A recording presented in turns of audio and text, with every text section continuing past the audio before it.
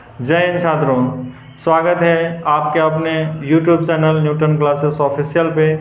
आज हम लोग पढ़ने वाले हैं sweetest love I do not गो, जो पोएट्री सेक्शन के अंतर्गत आता है, जिसके लेखक जॉन डन है।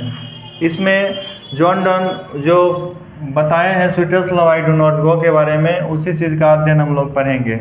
Sweetest love I do not गो मतलब स्वीटेस्ट लव, जो प्यारी प्रेमिका जो होता है ना, आई डू नॉट गो, मैं तुम नहीं जाता, इसका अर्थ होता है। लेकिन कविता के अर्थ में पूरा कि स्वीटेस्ट लव मतलब मेरी प्रियतमा, मैं तुमसे दूर नहीं जाता।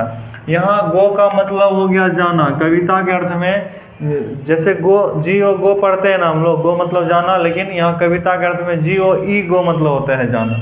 तो इसका अर्थ हुआ क्या, मेरी प्रियतमा मैं तुमसे दूर नहीं जाता। इसका कवि है जॉन डन।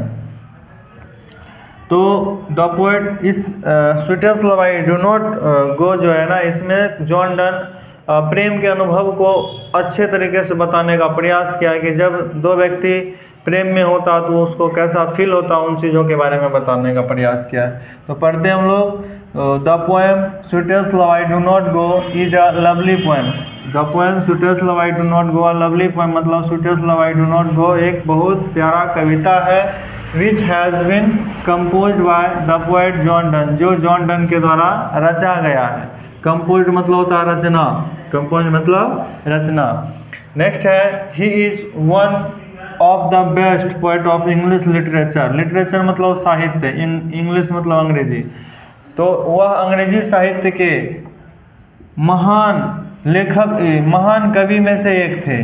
वह अंग्रेजी साहित्य के महान लेखक में से एक थे। यहाँ वो आज लिखेंगे, या है भी चलेगा, है। In this poem the poet has describe express the feeling of love. इस कविता में द पोएट हैज डिस्क्राइब वर्णन किया, express the feeling of love मतलब प्यार के अनुभव को बताया है, प्रेम के अनुभव को बताने का प्रयास किया। When lovers depart from each other they show the passion of love. जब कोई प्रेमी प्रेमिका प्रेम में होता है तो वह अपने धैर्य को बनाए रखता है। आगे लिखा हुआ है क्या, किधर है, the poet desire to depart from his beloved not because he become fed her hope to get fitter love. मतलब जब वह प्रेम में होता है तो अपने पागलपन को दर्शाता है। अगर एक दूसरे से अलग होता है तो उसको कैसा अनुभव होता है, उन चीज़ों को भी बताने का प्रयास किया गया इसमें। He wants to live his beloved, जो इसमें लेखक है ना, वह अपने प्रेमिका से दूर जाना चाहता है। Because he knows as well the death will come certainly, मतलब वह अपने प्रेमिका से दूर जाना चाहता है क्योंकि वह जानता है, क्या जानता है, कि the death will certainly, as well the death will certainly मतलब मृत्यु निश्चित है। सर्टेनली मतलब होता है मृत्यु।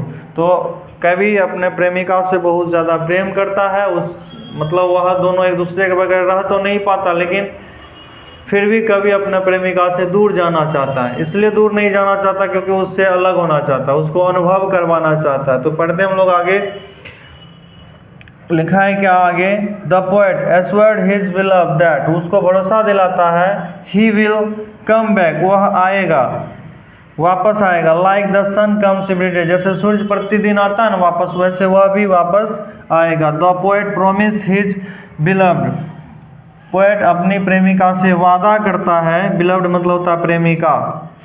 His returning will be faster than the sun, वह सूर्य से भी तेज गति से वापस आएगा। लेकिन तुमसे अभी हम दूर जाना चाहते हैं। दूर क्यों जाना चाहते हैं, क्योंकि तुमको अनुभव कराना चाहते हैं कि जब हम लोग एक दूसरे के साथ नहीं रहेंगे तो हम लोग कैसा फील करेंगे, कैसा हम लोग को अनुभव होगा हुआ। क्योंकि मृत्यु निश्चित है, अगर जब ऐसा समय नहीं आए कि अगर हम लोगों को अलग अलग रहना पड़े तो रहने में दिक्कत हो। तो इस प्रकार से वह वादा करता है कि हम जाते हैं, लेकिन सूर्य से, जैसा सूर्य रोज आता है उसी तरीके से हम वापस लौट आएंगे। Finally assert that those who totally love each other, और फाइनली मतलब क्या, अंत में, assured that those who totally love, यह बताया गया है कि जो सच में प्रेम करता है एक दूसरे से, neither be parted not dead, वह कभी मरता नहीं है। जो मतलब जो दो व्यक्ति के बीच सच्चा प्रेम होता है ना, वह कभी मरता नहीं है, मतलब प्रेम हमेशा जिंदा रहता है।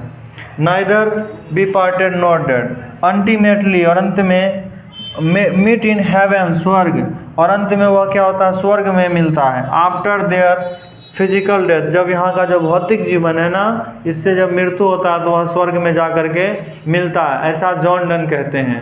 और जॉन डन अपने प्रेमिका से इसलिए इसमें बिछड़ना चाहते हैं क्योंकि उसको अनुभव दिलाना चाहता है कि हम दोनों अगर साथ में नहीं रहे तो हम लोगों को कैसा फील होगा। तो एग्ज़ाम के दृष्टिकोण से sweetest love I do not जो पोएम है ना, यह बड़ा इम्पोर्टेंट है। और अधिकांश जो क्वेश्चन देखा गया है प्रीवियस ईयर का, तो उसमें इसका समरी लिखने के लिए आता है, चाहे वो आर्ट्स, साइंस, कॉमर्स स्ट्रीम के किसी कोई भी बच्चा हो।